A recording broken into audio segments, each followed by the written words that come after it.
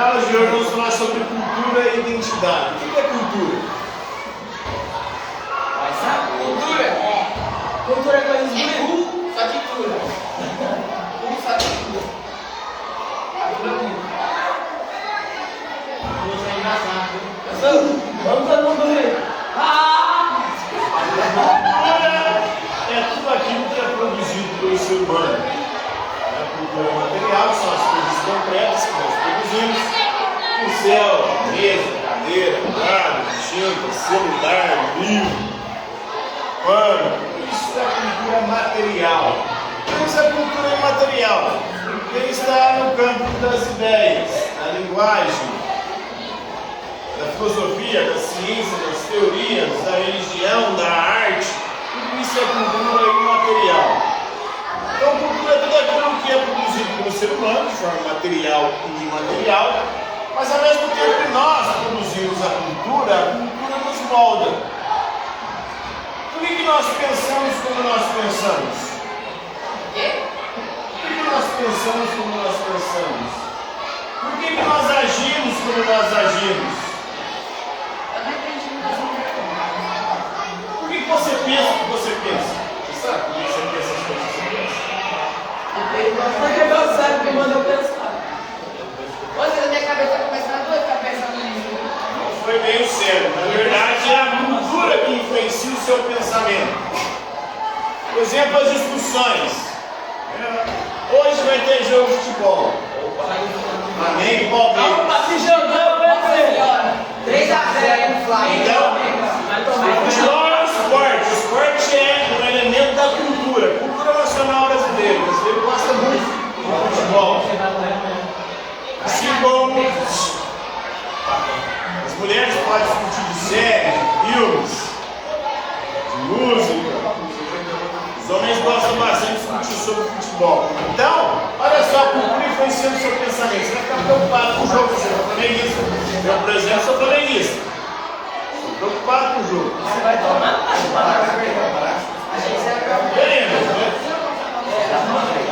Palmeiras, ou palmeirense também deve estar preocupado.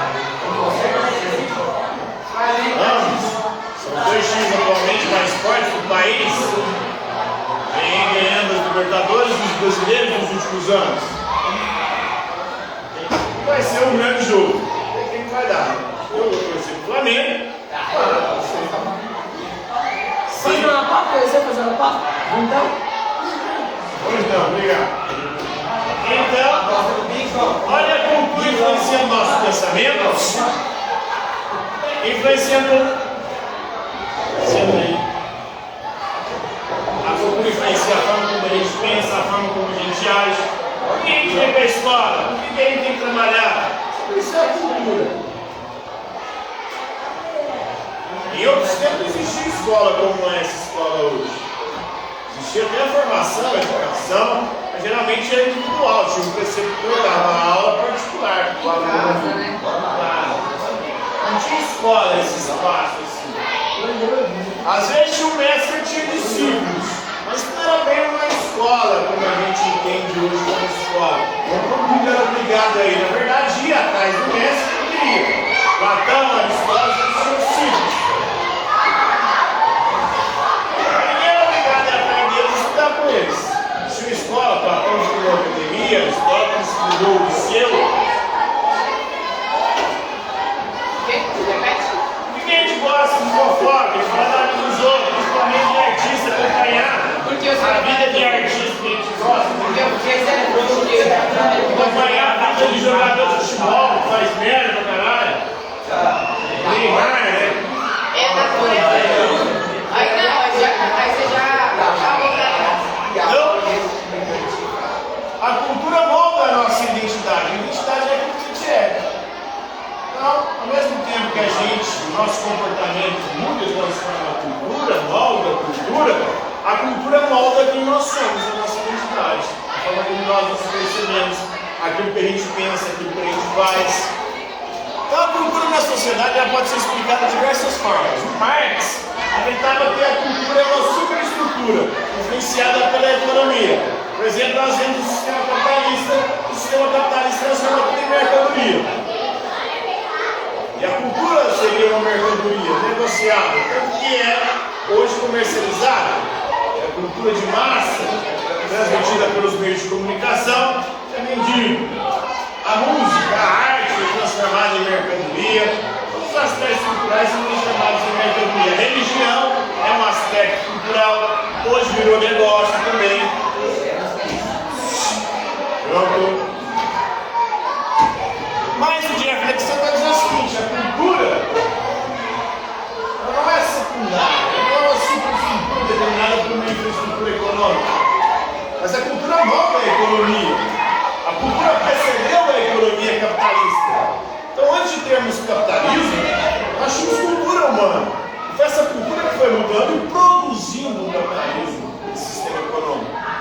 Assim como o feudalismo, assim como o escravismo, é a cultura que foi moldando, né? Ela precede e determina e influencia as mudanças sociais muito mais do que a economia, como queria o Marx, né?